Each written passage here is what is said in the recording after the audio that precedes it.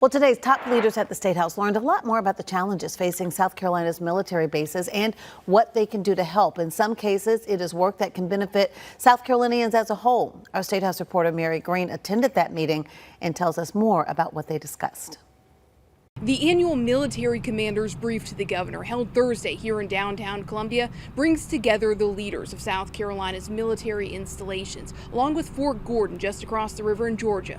Your presence is something that is enormously important to the state, to the people of the state. Governor Henry McMaster, Speaker of the House Merle Smith, and state agency leaders took part in the annual meeting. Speaker Smith has prioritized economic development at the State House, and he says the military community is one of the state's economic drivers. He referenced a study that found the military has a $34 billion economic impact and generates 1 in every 9 jobs in South Carolina. When we talk about creating jobs for South Carolina, we have a ready-made industry here in South Carolina. That's our military community. McMaster noted some of the concerns that were repeatedly brought up Thursday are also broader worries they know are on the minds of South Carolinians as a whole. Affordable housing near the base, and also education near the base, and also child care.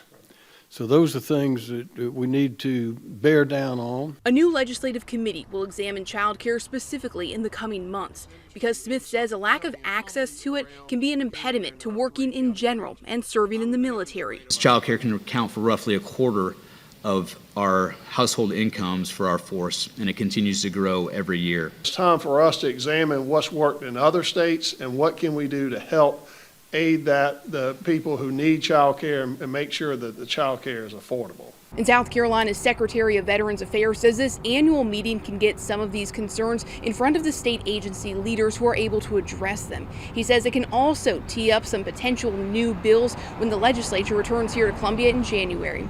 Reporting in downtown Columbia, I'm Mary Green.